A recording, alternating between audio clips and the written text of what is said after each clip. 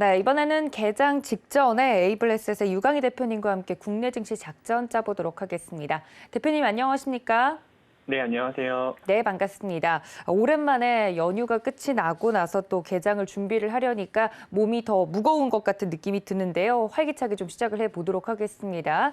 첫 번째 이슈부터 바로 넘어가 보도록 하죠. 국민연금에 대한 이야기가 나와 있는데 국민연금의 1분기 투자 수익률이 발표가 되었다고 하는데 마이너스긴 하지만 그래도 해외 다른 나라들에 비해서는 괜찮은 성적이다 이야기도 나오고 있고요. 성적표 어떻게 보셨습니까? 네, 말씀하신 것처럼 해외 다른 연기금보다 운영을 잘 했는데요. 이제 국민연금의 경우 분산 투자를 좀 잘하고 있기 때문에 개인적으로 좀 투자를 하실 때 국민연금의 자산 배분 전략을 벤치마킹을 하시면 좀 도움이 될 수 있는 부분들이 많이 있습니다. 최근에 국민연금의 22년 1분기 자산 규모와 수익률이 이제 발표가 되었는데요.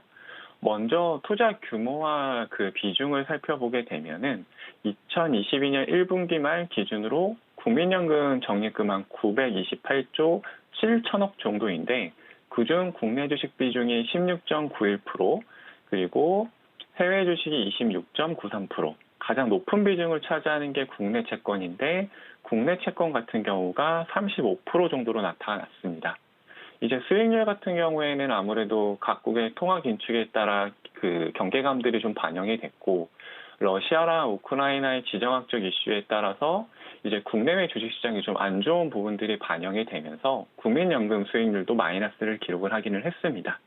1분기에 있었던 자산별 수익률들을 좀 살펴보면은 국내 주식은 마이너스 5.38%, 그리고 해외 주식이 이거보다 조금 좋았었는데요. 마이너스 2.98% 정도를 기록을 했고, 국내 채권이 마이너스 2.87% 정도, 그리고 해외 채권이 한 마이너스 3% 정도, 그리고 마지막으로 유일하게 대체 투자 부분이 2.36% 수익을 좀 기록을 했습니다.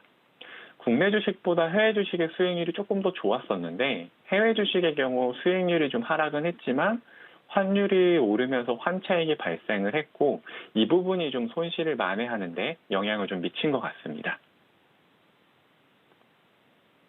네, 아무래도 투자 초보자분들은 이렇게 국민연금이 또 어떻게 투자를 해나가는지 포트폴리오를 참고하는 것도 좋겠다 말씀을 함께 얹어주셨습니다.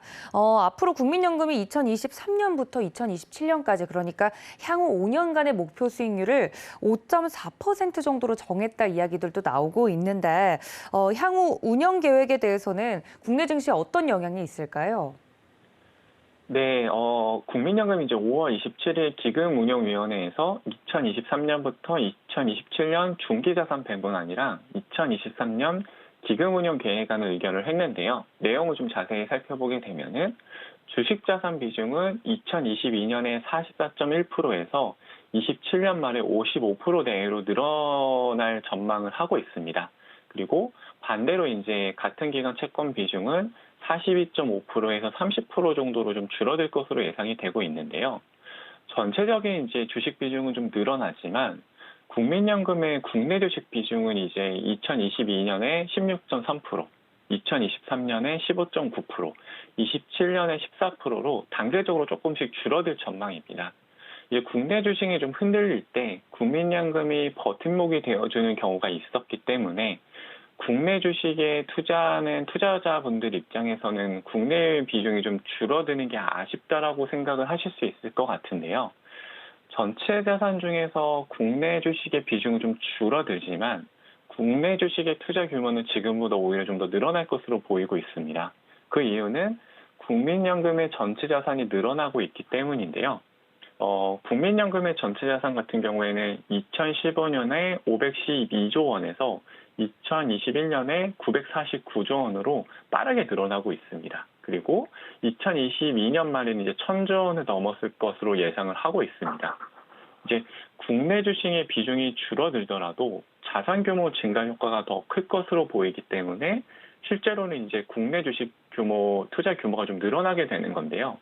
2017년 이후에 우리나라 주식시장이 좀 강세를 보이면서 국민연금의 국내 주식 비중이 21%로 넘어설 때도 있었습니다. 그런데 2021년 이후에는 국내 주식 매도가 좀 이어졌고 투자 비중이 계속해서 낮아졌기 때문에 뭐 여러 가지 변수는 있을 수 있겠지만 지난 2, 3년과 같은 좀 국민연금의 국내 주식 매도세는 좀 이어지지 않을 가능성이 좀 높다라고 생각을 하고 있습니다.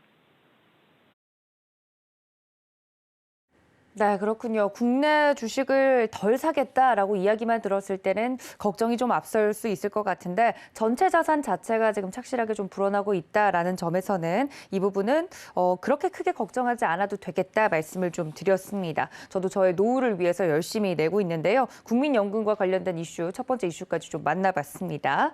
두 번째 이슈로 좀 넘어가 보도록 하겠습니다. 앞서서 제가 오프닝에서 물가 이야기를 했는데 실제로 나들이객분들이 한테 좀 여쭤보니까 체감을 좀 하고 있다. 물가가 올라가는 게라고 이야기를 해주시더라고요. 5월 소비자 물가 상승률을 보니까 근 14년 만에 5%대로 좀 치솟았다고요. 어떻게 보셨습니까? 일단 한국의 5월 소비자 물가 상승률이 작년 동기 대비해서 5.4% 정도 상승을 했는데요. 이 수치가 이제 13년 9개월 만에 가장 높은 수치입니다. 전 세계적으로 인플레이션이 심화되고 있는 가운데 우리나라도 이제 영향을 받는 모습을 보였습니다. 지정학적 리스크도 있었고, 그리고 공급망 문제로 국제 유가, 곡물가가 상승을 하면서 뭐 교통, 식료품, 음식, 배달비 등 이제 대부분의 상품 가격들이 많이 올랐고요. 그리고 사회적 거리두기가 완화되면서 항공료나 숙박비 등 서비스 물가도 좀 많이 올랐습니다. 22년 3월부터 5월까지 물가 상승을 자세하게 좀 살펴보면 3월에는 소비자 물가가 4.1% 상승을 했는데 이때는 주로 이제 석유류 가격의 오름세가 큰 영향을 미쳤고요. 4월에도 4.8% 정도 상승을 했는데 이때는 이제 석유를 비롯해서 뭐 전기, 가스, 수도, 농축산물 등 대부분의 가격들이 좀 오름세를 주도를 했습니다.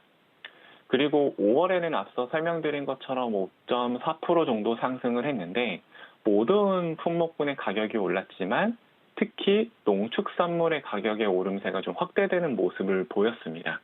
문제는 코로나19 방역조치 해제로 여행과 교통과 같은 뭐 관련된 서비스 가격들이 좀 많이 오르고 있고 외식 품목 가격 상승도 계속되고 있는데 농산물 가격에 영향을 줄 수 있는 가뭄이 계속되면서 이런 부분들이 한 번 더 물가를 크게 자극하는 게 아닌가라는 좀 우려를 낳고 있는 상황입니다. 네, 5월 소비자 물가 상승률 같은 경우는 말 그대로 작년 5월 이맘때쯤보다 얼마나 물가가 올랐는가에 대한 부분인데 또 14년 만에 최고치가 상승률이 나왔다라고 하니까 걱정이 좀 앞섭니다. 여기에 더불어서 인플레이션에 대한 압박을 가할 만한 다음 이슈도 또 준비가 되어 있는데 가뭄이 그렇게 심해서 국내에서도 또 이슈가 되고 있다 이야기가 나오고 있습니다.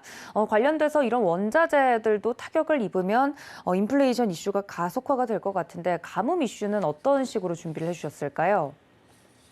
네. 일단 올해 1월부터 5월 전국 누적 강수량을 보게 되면은 평년의 52% 수준이고 특히 이제 지난달 강수량이 평년의 6%에 그치면서 가뭄으로 농산물 가격이 좀 많이 오르고 있는 상황입니다. 좀 더 자세히 살펴보면 가뭄으로 양파, 마늘 등 이제 밭작물 등의 가격 상승이 이어지면서 한국농수산식품유통공사의 농산물 유통 정보를 보게 되면 이달 3일 양파 가격이 1년 전에 비해서 무려 2배가량의 거래가 되고 있다고 합니다. 이제 러시아와 우크라이나 전쟁이 좀 장기화되고 있고 중국 봉쇄가 일부 완화되고 있지만 아직까지 공급망 문제가 계속되고 있는 상황에서 가뭄으로 농산물 가격까지 많이 오르게 되면 6월에도 물가 상승이 지속될 것으로 예상이 되고 있는데요. 이렇게 되면은 이제 지난 5월 금통위에서 한국은행이 당분간 물가에 중점을 두고 통화 정책을 운영하기로 결정을 했기 때문에 7월, 8월 금통위에서 연속으로 기준금리를 인상할 확률이 상당히 높아집니다. 현재 물가 상승으로 좀 소비가 위축될 수도 있는데 금리까지 인상이 되게 되면 우리나라는 좀 가계부채가 많은 상황이기 때문에 주식시장의 유동성이 줄어들 수 있는 부분이 있고 이런 부분이 좀 시장에 악재로 반영될 수도 있을 것 같습니다. 네, 시장의 악재 위험 요소로 작용을 할 수 있을 만한 가뭄 이슈까지 살펴봤습니다. 마지막 질문이 될 것 같은데요. 또 미국의 소비자 물가 지표도 또 앞두고 있습니다. 6월에 살펴봐야 될 경제 지표와 더불어서 시장 전략 녹여서 이야기해 주시죠. 네, 일단 현재 시간 기준으로 9일에는 이제 유럽연합의 통화정책회의가 있고요. 그리고 10월에는 이제 가장 중요한 미국의 5월 소비자 물가지수 CPI 발표가 있습니다. CPI의 경우 3월에는 8.5%에서 4월 8.3%를 기록을 하면서 정점을 통과한 게 아니냐라는 의견이 나오고는 있는데 현재 5월 예상치가 한 8.2에서 8.3 정도를 예상을 하고 있습니다. 만약에 시장 예상치보다 낮게 나온다면 시장 분위기가 좀 좋아질 수 있지만 예상보다 높게 나온다면 시장에 부담이 될 수도 있을 것 같은데요.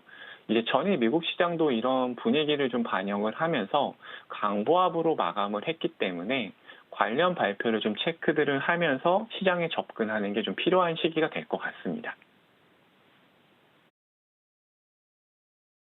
네, 지금까지 에이블에셋의 유강희 대표님과 함께했습니다. 대표님 고맙습니다. 네, 감사합니다.